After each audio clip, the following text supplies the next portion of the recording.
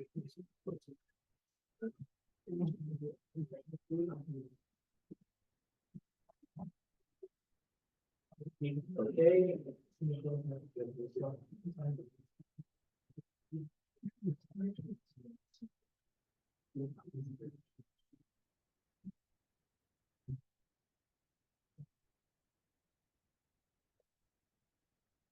Another minute for people to come back. Can we press the mic? Sorry. Can we press the mic? Yeah, if you want to. Can you guys hear? Can you guys hear when you speak to the mic on Zoom? Can you see it on Zoom? Yeah. Press one. 1, 2, 1, 2. Yeah. 1, 2, 3.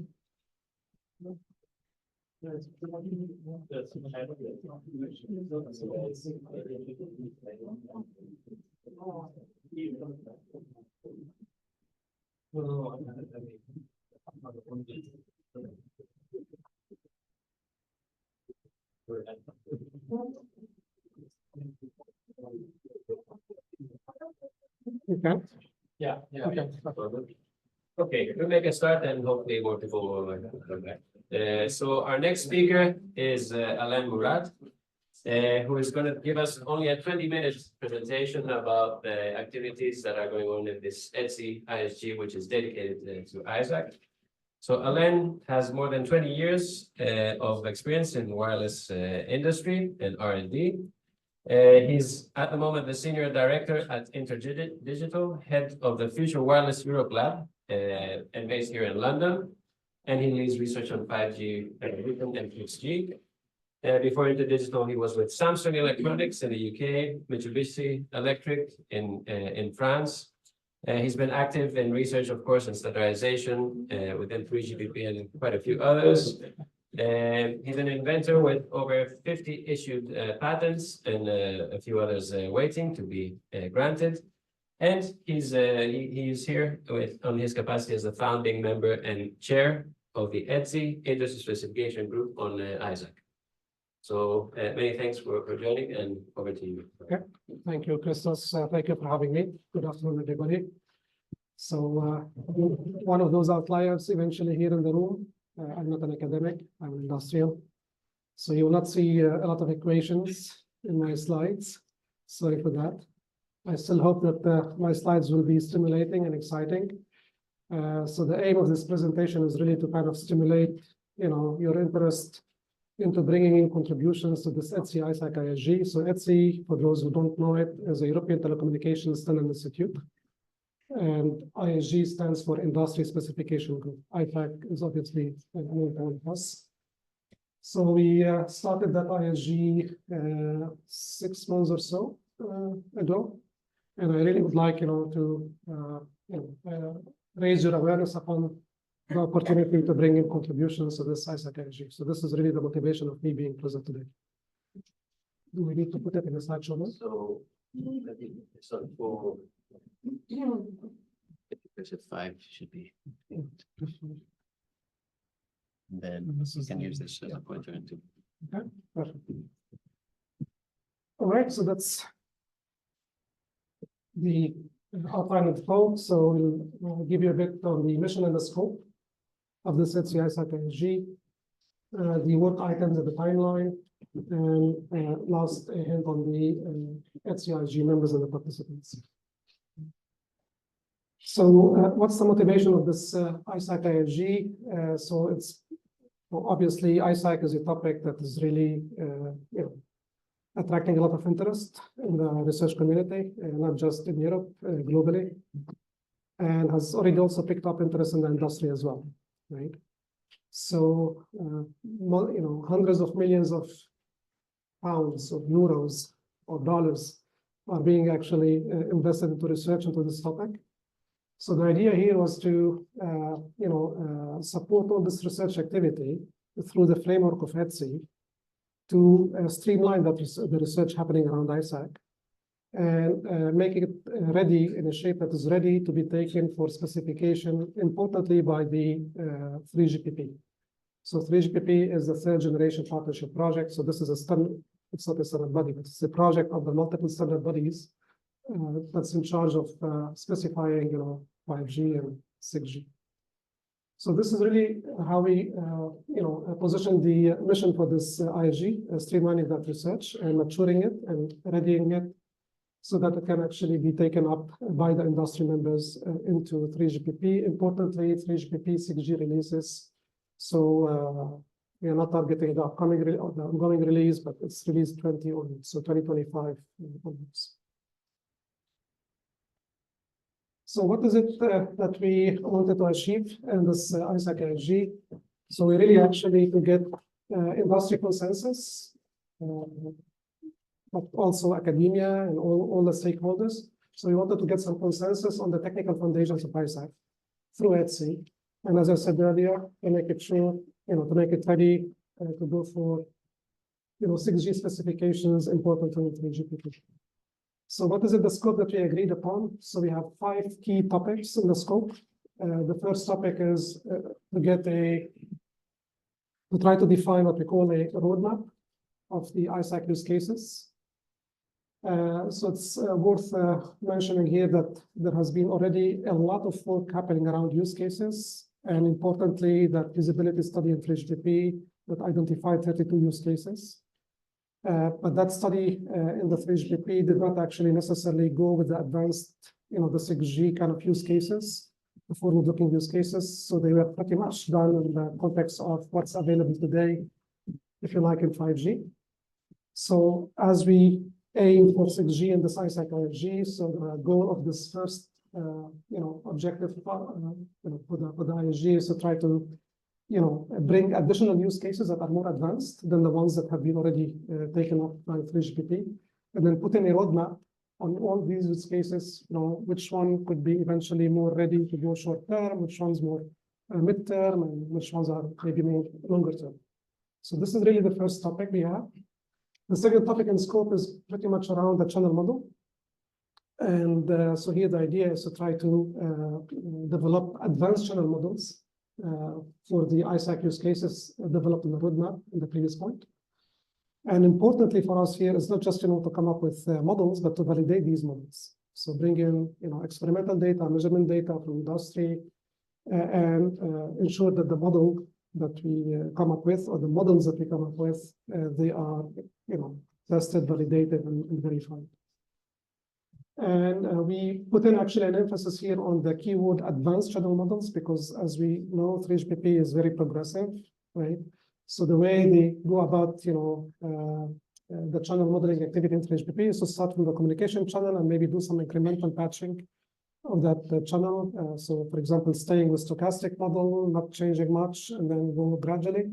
So here in the ISG, we have the possibility to really explore more advanced concepts around the channel model, whether they are data-driven, deterministic, stochastic, hybrids of all these. So this is actually what we try to achieve here, to explore all these options and say, hey, these couple of options make better sense, 3GPP, pay attention, or have this first and bring this next into your roadmap.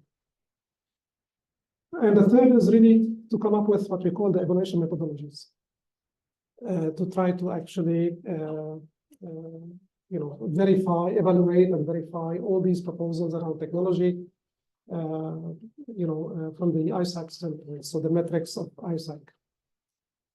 The fourth part of the scope is really around the system and architecture study. So we look at the system end-to-end, core network, and radio access network. And we try to appreciate actually what kind of aspects we need to consider, again, from a revolutionary in a way, if I may, rather than evolutionary approach, because we are positioned here very much as 6G rather than just evolutionary incremental 5G advance. And importantly, the last topic here in the scope is around the impact of ISAC, or the impact of security and privacy. So how does ISAC actually impact security and privacy? But also importantly, sustainability. And with sustainability here, the main focus is energy consumption and energy efficiency, right? Obviously, ISAC, the sensing would require significant changes in the way the device will need to be done, what we call the DRX, the power saving, all these kind of mechanisms that are already today for communication, they need to be kind of revisited with sensing. but also the energy footprint actually for sensing. So because that's a service that's supposed actually to bring in revenues for the industry. So what would be the cost from an energy standpoint, for deploying ISAC? So these are the, the main kind of, if you like, pillars in a way in the scope that we defined for this ISG. And based on that scope, so this is, so we've got 4 work items. So that's how we are structured in these standard, in the standard group. Work item 1 is on use case and deployment scenarios. Work item 2, channel modeling, measurements, and evaluation methodology. 3 is system and run architecture. And the 4th is on all these impacts of ISAC on security, privacy, trustworthiness, and sustainability. So this, so as you can see actually from the timeline point of view, so we already kicked off, I don't think the laser is working, but so we kicked off back in November last year. So we have a mandate to go for a first 2 years, 2024, 2025. We've already had the first plenary meeting and multiple online meetings, and then the next upcoming plenary meeting is going to be in July, hosted by our colleagues at Huawei, hopefully. Right, and I just kind of presented actually the 3GPP timeline below. So you would appreciate that, from a timeline alignment point of view. So all our outputs is really meant actually to support, the start of activities and release 20 onwards in 3GPP. Okay, so I think I already covered a lot of, the content of each of the use of each of the work items in my, going through the scope.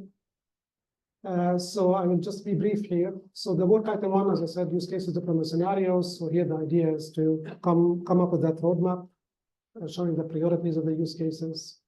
Importantly, try to kind of also appreciate the different deployment scenarios for different use cases, right? And also what we call, what kind of sensing mode. Is it like biostatic? Is it monostatic? Is it multistatic for each of these use cases? But also the different integration levels. So are some use cases, for example, requiring what we call ISAC from the academic standpoint, which is a unified, single chain, single spectrum, or is it like an intermediary kind of integration level where maybe I have a radar chain and a communication chain that I kind of find a way to multiplex anyway, right? Which is maybe a bit more, if you like, appealing to industry in an incremental way to go about. So these what we call actually refer to as integration levels that will of course vary from one use case to another. So we kind of pay attention to these into this work item as well.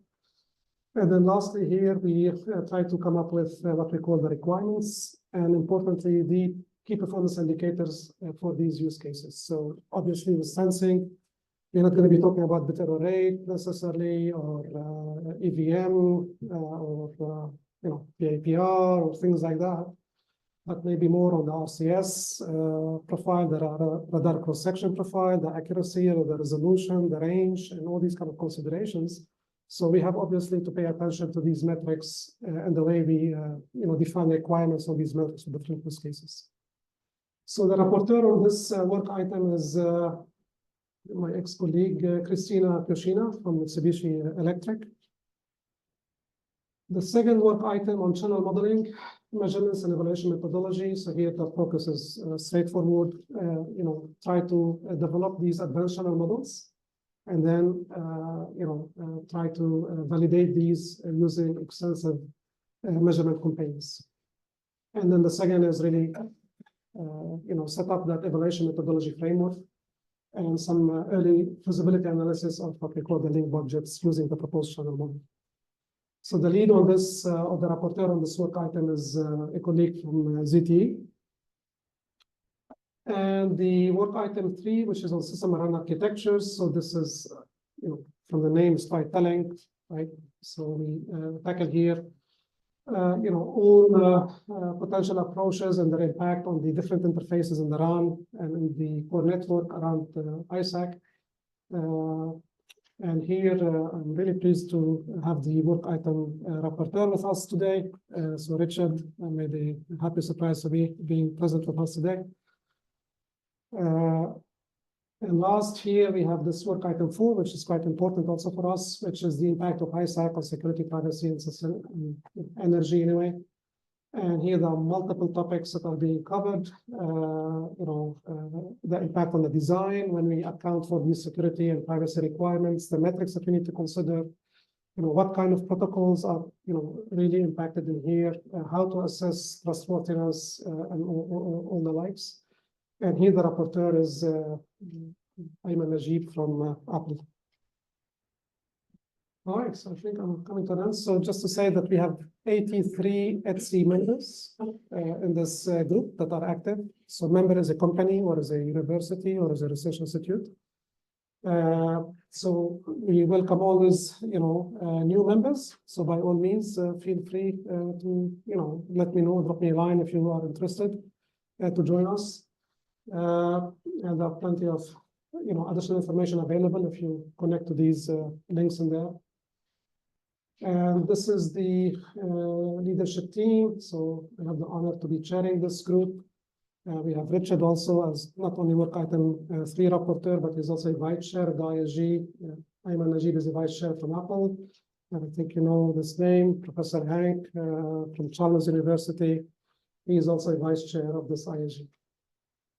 And I think that brings me to the end of my presentation. If I could Thank you, Alain. Any questions? Please. The specific frequencies that you identified for the work? Yeah, so we, on purpose, actually, we tried to limit ourselves to the 100 gigahertz, even though we did not say that explicitly. And why is that? Is because there is another, ISG at ETSI focus on terahertz, which is actually above 100 gigahertz. So in order to ensure that we do not necessarily overlap, right? So we focus on this ISG mostly on that up to 100 gigahertz in terms of frequency. And anything above 100 gig, we do it actually in synergy with the other ISG. Yeah. And yeah. Very naive questions. Do we have to be ETSI member to contribute to an ISG or not? That's a good question. You do not need to be an ETSI member.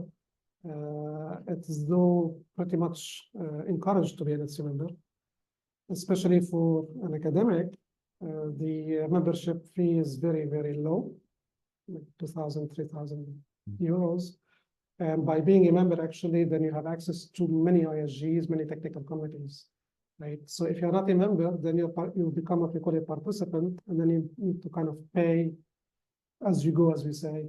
Attend the meeting, you pay for the meeting, and things like this.